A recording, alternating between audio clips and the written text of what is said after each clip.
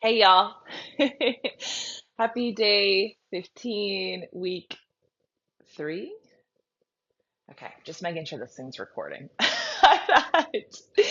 If you are a Manny Jen or you know a Manny Jen, you know that we we have a tendency to move quickly and we are brilliant at being efficient, except for when we skip important steps and have to go back and scramble and fix things. So had. I was just sitting here laughing to myself, thinking about all of the little funny ways that I have made mistakes doing this project. And it just cracked me up because I was like, it was a very clear example of manifesting generator energy, going fast, creating a lot, skipping steps, making mistakes, scrambling to fix them. And then also, it was just funny to watch how the universe always keeps me humble in a way where, there's a little bit of like contrast, just enough contrast there to be like, okay, yeah, I have a new desire being born from this fuck up. So, yesterday, I'm saying all this because I was contemplating telling the matcha story, and I will tell the matcha story. I'm feeling it. I'm feeling very matcha today. So, yesterday I told a story and it recorded on my editing software and I uploaded it on YouTube like I usually do, and I went off about my day. And so there were people messaging me later on that watched the podcast, the YouTube channel, and were saying, "Oh my God, the message really helped me. Thank you so much." Also, what happened with the matcha story? I was like, well, I finished it. There's nothing else to be said, really. And I went back on there, and sure enough, for whatever reason, the video off of my editing software stopped at minute 17 when it had actually recorded me till minute 25. And then it had one variation that went to minute 25 but had no sound. So I went last night, uploaded the one without sound, without checking it. And then I sent it to the people, and then they're like, "Yeah, we can't hear you." I'm like, "What the fuck is happening?" So I went on my Instagram and said, I may tell the matcha story, and I will. So, the matcha story. Quick update in case you didn't watch yesterday's YouTube and you don't want to watch yesterday's YouTube. I was speaking about Gene Key 35, and we were talking about the gift of adventure. And in the in the Gene Key Bible, I was going to say human design, in the Gene Key Bible, it mentions this beautiful nugget. And so I'll preface my story with this. When you give to another unconditionally, you actually stimulate the secretion of serotonin. This not only makes you feel happy, but also induces a deep state of trust that you are in harmony with the entire universe. So it says the easiest and quickest way to change your life for the better is to give your love unconditionally in as many areas of your life as you dare. Oh, love that. If you take on this adventure, you will actually affect the minute workings of your DNA. You will stimulate new chemical messages to pass from gene to gene, and you will enter a whole new world of adventure, one that most people equate with the world of fantasy. And so I was giving a very clear intuitive impulse Sunday when I was on my trip to Charlotte and I was stopping inside of a coffee shop to get a matcha.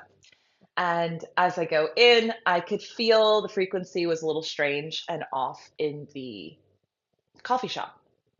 And I thought it was just because it was slow. There were several people working in there on their computers. And when I walked in, it was almost like everyone looked at me. And it felt like I had walked in with like a tambourine or something, which I didn't. But I don't know. My energy brought this sort of like whirlwind. And I felt disruption, or I felt maybe even just it was just an energy mismatch, is how I would describe it.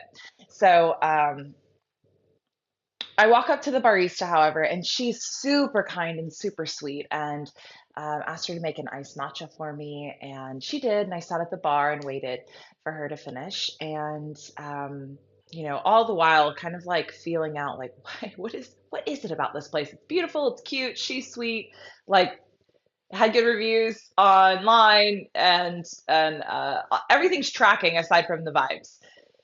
So I was thrown off a little bit, and usually when I feel that way, I recognize in some level there's an energy mismatch and I'm in the wrong place for me.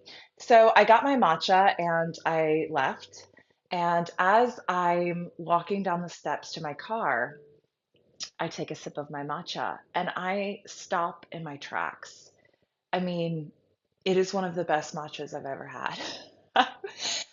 The flavor profile of the matcha, the quality I could taste was like supreme.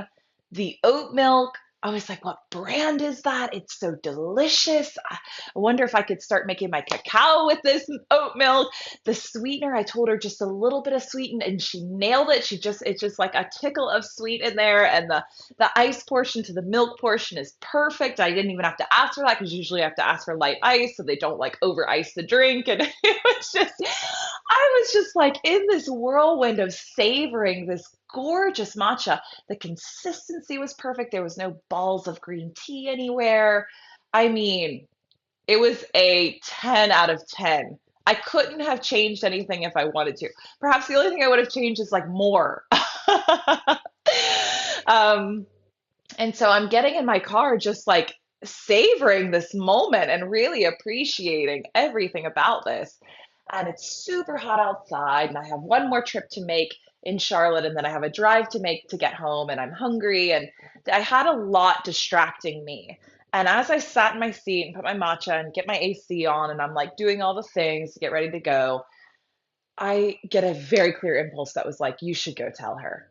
Like, you should just pop your head in there and say, this was amazing. Thank you. You nailed it. Have a great day. Anything. I just, very clear impulse. Go tell her how much you appreciate it.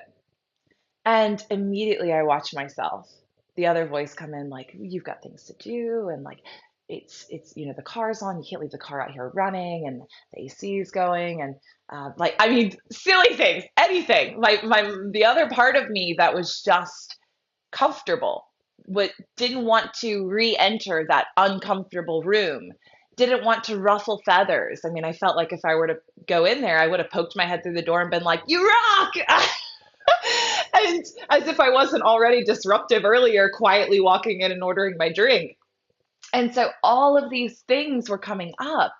And the intuition was like, you don't know who needs to hear this, Christina. What if it's even not for the barista? What if it's for the other person? And that's why the energy in the room was off.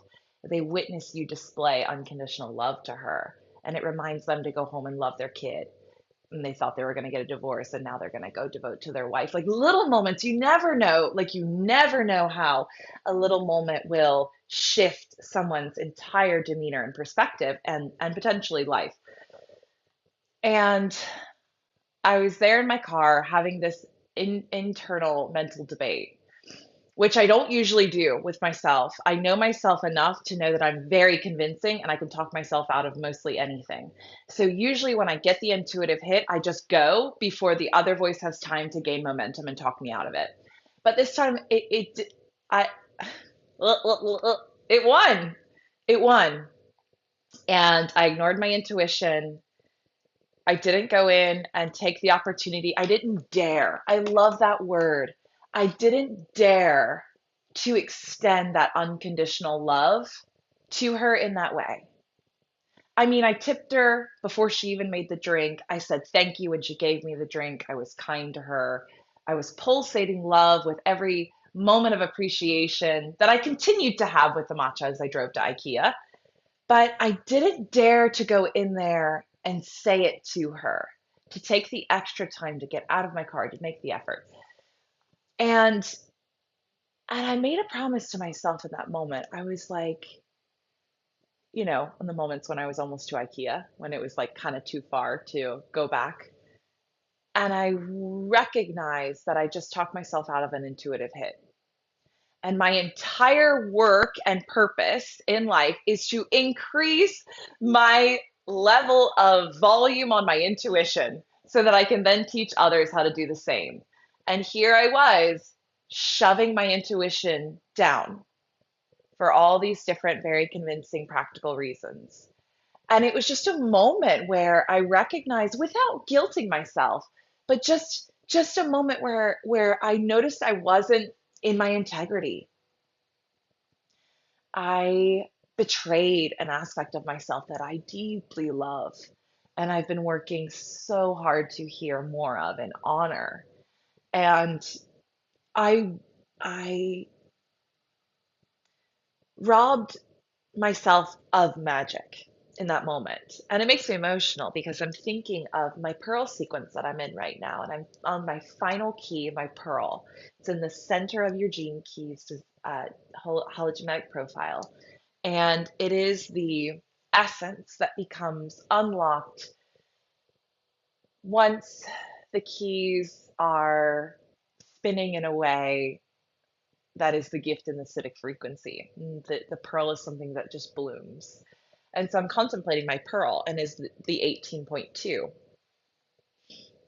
And it makes me cry because it was the perfect opportunity. It was just the perfect opportunity. And even still, it's the perfect opportunity for me to learn right now.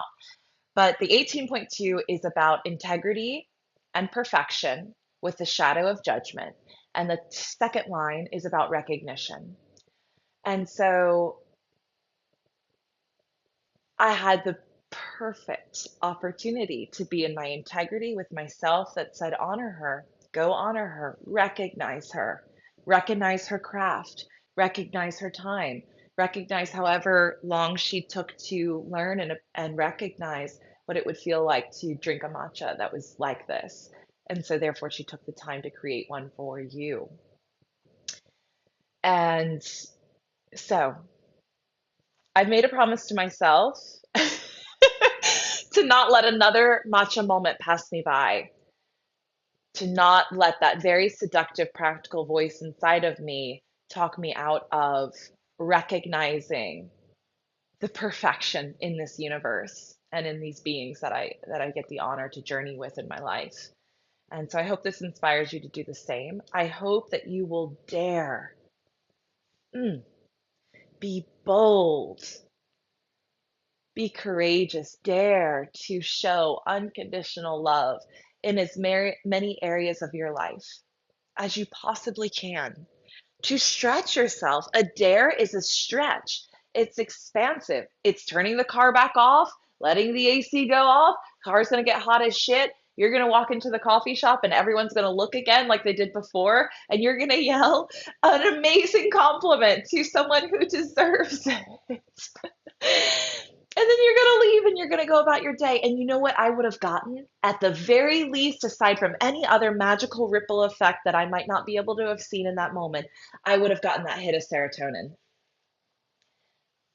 Like it said, I would have gotten that hit of serotonin. When you give another unconditionally, when you give to another unconditionally, you actually stimulate the secretion of serotonin. She would have got it. I would have got it. We would have then went on and maybe loved someone else better because we were so high off of the love we created together.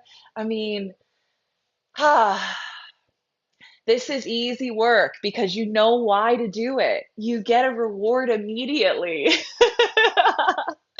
And then, of course, for me, I'm always interested in the magic of the mystery of what else could have happened. Like, what? Yeah. And so, again, this is a story of hope. This is a story of me recognizing a pattern and recognizing my imperfection and recognizing how easy it is to miss those moments and that I'm a human and it's okay. And also, I want to do better. I want to be more in my integrity, in my truth, in my knowing, my compass that's guiding me. So I hope that you have many matcha moments that you see, witness, honor, and step into. Be daring. Take the dare, be daring. Yeah, I love you. What a way to start week 3. Have a beautiful day. I'll see you tomorrow.